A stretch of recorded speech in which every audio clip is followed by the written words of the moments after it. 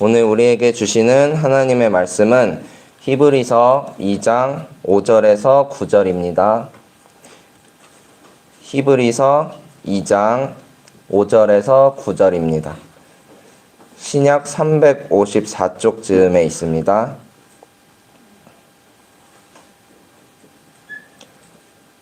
히브리서 2장 5절에서 9절의 말씀을 한 절씩 교독하시고 마지막 절은 함께 읽겠습니다. 하나님이 우리가 말하는 바 장차 올 세상을 천사들에게 복종하게 하심이 아니니라. 그러나 누구인가 어디에서 증언하여 이르되 사람이 무엇이기에 주께서 그를 생각하시며 인자가 무엇이기에 주께서 그를 부르시나이까. 그를 잠시 동안 천사보다 못하게 하시며 영광과 존귀로 관을 씌우시며 만물을 그발 아래 복종하게 하셨느니라 하였으니 만물로 우리에게 복종하게 하셨은즉 복종하지 않는 것이 하나도 없어야 하겠으나 지금 우리가 만물이 아직 그에게 복종하고 있는 것을 보지 못하고. 다 같이 읽겠습니다. 오직 우리가 천사들보다 잠시 동안 못하게 하심을 입은 자 곧 죽음의 고난 받으심으로 말미암아 영광과 존귀로 관을 쓰신 예수를 보니 이를 행하심은 하나님의 은혜로 말미암아 모든 사람을 위하여 죽음을 맛보려 하심이라. 아멘. 오늘 말씀은 천사보다 더 크신 분이라는 제목으로 말씀을 전하고자 합니다. 지난주 목요일에 모세보다 더 크신 분이라는 제목으로 말씀을 전했는데요. 성서 일과에 따라 오늘은 히브리서 2장의 말씀을 전하려고 합니다. 지난주에도 함께 살펴보았듯이 히브리서는 당시 로마 전역에 흩어져 있던 히브리 출신 기독교인들에게 전해진 말씀이었습니다. 당시 로마 제국은 기독교를 심하게 박해했고 그리고 같은 히브리인들마저 유대교로 돌아올 것을 강요했습니다. 이들에게 주어진 환경은 당장 믿음을 포기하더라도 전혀 이상할 것이 없는 환경이었습니다. 이들의 믿음을 붙들어주기 위해 기록된 히브리서는 믿음이 약한 형제들에게 이렇게 권면합니다. 우리가 믿는 도리의 사도이시며 대제사장이신 예수를 깊이 생각하라. 보낸 자의 위치에서 보냄을 받은 자의 위치로 내려오신 예수님, 직접 대속의 제물이 되셔서 온 인류의 죄를 속량하신 그 예수님을 깊이 생각하라고 권면합니다. 예수님은 당시 히브리인들이 위대한 조상이라 여겼던 모세보다 더 크신 분이시고 구약의 그 어떤 선지자보다 더 크신 분이셨습니다. 히브리서 1장과 2장에서는 예수님이 모세뿐 아니라 천사보다도 더 크신 분이라고 밝히고 있습니다. 1장 4절의 말씀입니다. 그가 천사보다 훨씬 뛰어남은 그들보다 더욱 아름다운 이름을 기업으로 얻으심이니. 4절의 말씀에서 예수님께서 천사보다 더 아름다운 이름을 얻으셨다고 언급합니다. 여기서 아름다운이라고 번역된 헬라어 단어 디아포로테로스는 무엇보다 더 나은, 우월한 이란 뜻을 가지고 있습니다. 예수님께서는 하나님의 아들이라는 이름을 얻으셨지만 천사는 결코 그런 적이 없는 존재입니다. 1장에 기록된 예수님에 대한 묘사는 우리의 이해를 더욱 풍성하게 만들어줍니다. 예수님은 만유의 상속자이시고 모든 세계를 지으신 분이십니다. 예수님은 하나님의 영광의 광채시고 그 본체대로의 모습이십니다. 그는 자기의 능력 있는 말씀으로 만물을 보존하시는 분이십니다. 그는 죄를 깨끗하게 하시고서 높은 곳에 계신 존엄하신 분의 오른쪽에 앉으신 분이십니다. 예수님은 성부, 성자, 성령, 삼위일체의 하나님, 즉 하나님의 아들이시면서 동시에 동일한 한 분 하나님이시죠. 만물을 창조하실 때 직접 참여하셨고 이 땅에 인간의 모습으로 나타나 인류의 죄를 대속하시고 사흘 만에 부활하셔서 하나님 우편에 앉아 계신 분이십니다. 그렇다면 히브리서에서는 왜 예수님을 굳이 천사와 비교하여 설명했을까요? 당시 초대교회에는 천사 숭배 사상이 있었다고 합니다. 거짓 교사들은 구원을 얻기 위해 그리스도의 대속의 은총뿐 아니라 천사의 중보 사역도 필요하다고 천사 숭배를 강요했습니다. 천사를 뜻하는 단어는 히브리어로는 말라크, 헬라어로는 앙겔로스인데 이는 모두 전령 또는 사자를 의미한다고 합니다. 하나님의 명령을 받고 심부름하는 자들이 곧 천사들이었습니다. 하나님의 일꾼이었던 모세가 예수님보다 더 높아질 수 없듯이 예수님은 천사보다 더 크신 분이라고 히브리서 기자는 명확하게 말하고 있습니다. 예수님은 이렇게 모세보다 더, 천사보다 더 크신 분이십니다. 제가 설교를 준비하면서 이런 생각이 들었습니다. 예수님이 이렇게나 대단한 분이신데 그동안 우리가 너무 무례하게 굴었던 게 아닐까? 교회 조금 다녔다고 성경 이야기를 어느 정도 알고 있다고 해서 마치 예수님을 친구나 혹은 나의 전령처럼 여기고 있던 게 아닐까 하는 생각이 들었습니다. 물론 요한복음에서 말씀하듯이 예수님께서 우리를 친구로 불러주신 것이 사실입니다. 이제부터는 너희를 종이라 하지 아니하리니 종은 주인이 하는 것을 알지 못함이라. 너희를 친구라 하였노니 내가 내 아버지께 들은 것을 다 너희에게 알게 하였음이라. 하지만 이것은 어디까지나 죄의 종이었던 우리를 전적인 하나님의 은혜로 친구라고 칭해 주신 것 뿐입니다. 우리가 예수님을 무례하게 대해도 상관이 없다는 뜻은 아닐 것입니다.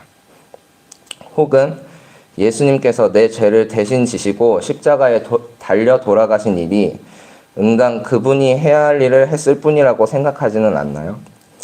예수님의 고난은 하나님의 구원 계획이었으니까, 그래서 피조물인 우리는 그 구원 계획에 참여했으니 당연히 영생할 것이고 당연히 천국에 갈 것이라고 생각하며 팔짱을 끼고 앉아있지는 않는지 제 자신을 돌아보게 되었습니다. 영적 비만이라는 표현이 있다고 합니다. 비만 이야기를 시작하면 제가 좀 자신이 없어지는데요. 다들 아시다시피 비만은 살이 쪄서 뚱뚱한 상태를 의미합니다. 질병에 의해 비만해지는 특수한 경우를 제외하고선 비만은 대개 편식이나 불규칙한 식습관으로 인해 나타납니다. 옛말에 입에 쓴 약이 몸에도 좋다라는 말이 있는데요. 반대로 입에 좋은 음식이 몸에는 나쁜 것을 우리가 경험을 통해 알고 있습니다. 피자, 치킨, 탄산음료 등 입에는 정말 즐겁고 좋은 음식들인데 다음 날이 되면 꼭 배가 아프거나 오랜 기간 그런 음식들만 먹다 보면 쉽게 피로해지고 여러 가지 질병의 위험에 노출되기도 합니다. 이런 비만의 문제는 비단 몸의 문제만이 아닙니다. 우리의 영도 비만한 상태에 빠질 수가 있습니다. 하나님의 말씀은 읽는다고 말하지만 말씀을 먹는다고 표현하기도 하죠. 우리가 하나님의 말씀을 먹고 우리의 영이 자라나기 때문입니다. 하지만 이 또한 음식처럼 내 입맛에 좋은 것만 골라 먹는다면 영적으로 비만해져서 쉽게 영적 질병에 노출되고 말 것입니다. 나를 위로하시는 하나님, 내가 필요할 때마다 도움을 주시는 하나님, 물질의 축복을 주시는 하나님, 그렇게만 살아계신 하나님은 진짜 하나님이 아닙니다. 하나님은 우리에게 물질의 축복도 주시고 도움도 주시고 위로도 해주시는 분이시지만 우리를 위해 모진 고통을 당하신 구원자이시고 세상의 처음과 나중이 되신 창조주이시며 세상의 모든 권세를 가지신 주권자이십니다. 우리가 높아진 게 아니고 그분이 낮아지셨습니다. 천사보다 모세보다 더 크신 분이 우리를 위해 낮아지셨습니다. 오늘 본문의 말씀을 더 살펴보길 원합니다. 2장 6절의 말씀을 보시면 우리가 시편에서 만났고 찬양으로도 익숙하게 알고 있는 구절을 찾으실 수 있을 겁니다.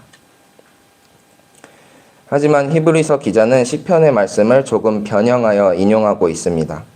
우리 6절에서 8절의 말씀을 함께 읽어보실까요? 2장 6절 중간에 사람이 무엇이기에부터 8절 앞부분까지만 함께 읽겠습니다. 사람이 무엇이기에 주께서 그를 생각하시며 인자가 무엇이기에 주께서 그를 돌보시나이까. 그를 잠시 동안 천사보다 못하게 하시며 영광과 존귀로 관을 씌우시며 만물을 그 발 아래에 복종하게 하셨느니라. 아멘. 여기까지만 읽으시고 성경 말씀을 한 구절 더 찾아보았으면 좋겠습니다. 시편 8편 4절에서 6절입니다. 시편 8편 4절에서 6절 말씀입니다.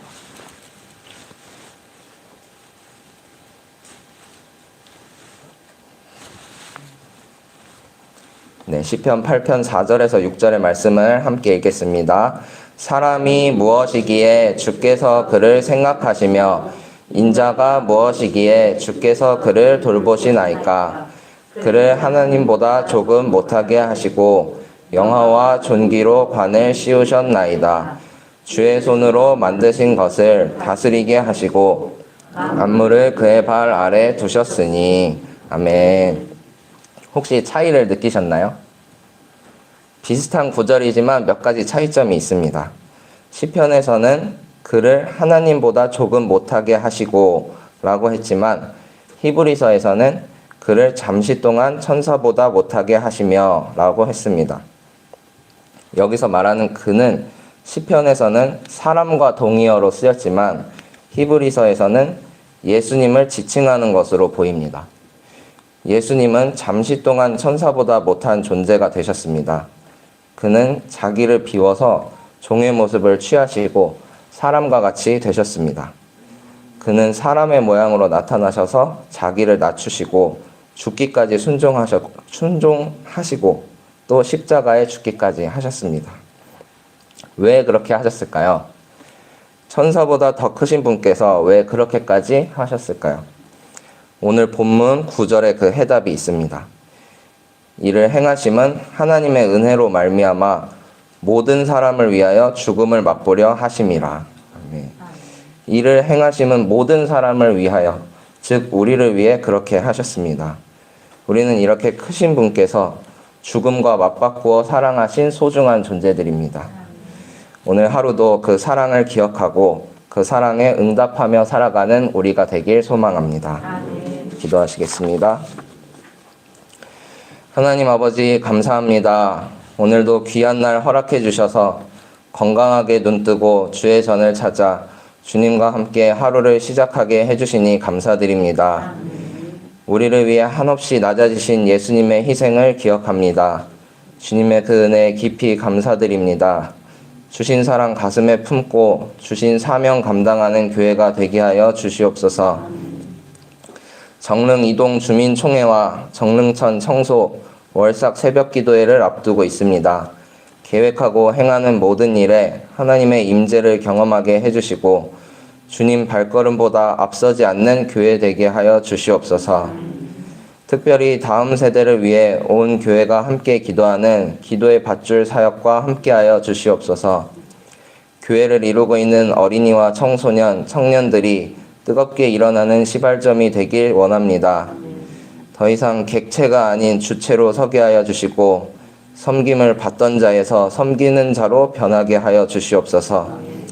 함께 기도로 동역하는 모든 성도님들의 영성도 회복되는 귀한 사역이 되게 하여 주시옵소서. 주님을 온전히 따르지 못한 죄를 주님 앞에 내려놓습니다. 먼저 사랑해 주셨지만 응답하지 못했고 모든 것을 주셨지만 작은 것도 내어놓지 못했습니다. 감사할 조건들이 많지만 불평하기에 급급했고 말씀을 따라 살기보단 욕망을 따라 살았습니다. 주님, 이 시간 회개하오니 용서하여 주시옵소서. 죄의 유혹에 취약한 저희들이지만 조금씩이라도 주님을 닮아가게 하여 주시옵소서. 지금 이 시간에도 고통 속에 신음하는 개인과 가정, 나라들이 있습니다. 주님, 그들의 기도 소리에 귀 기울여 주시고 주의 선한 뜻대로 이루어 주시옵소서. 결박된 자 풀어지게 해주시고 억눌린 자 자유케 하여 주시옵소서. 어둠의 권세에 사로잡힌 영혼, 빛의 자녀로 거듭나게 해주시고 괴로움에 빠져있는 자 희망을 보게 하여 주시옵소서. 이 시간 귀한 예물 하나님 앞에 드린 손길이 있습니다. 우리에게 주신 모든 것의 일부를 구별하여 드립니다. 준비하고 드린 손길 기억하여 주시고 하나님의 선한 뜻을 이루어 가는 데에 쓰임받게 하여 주시옵소서. 살아계신 예수님의 이름으로 기도드립니다. 아멘. 하늘에 계신 우리 아버지여, 이름이 거룩히 여김을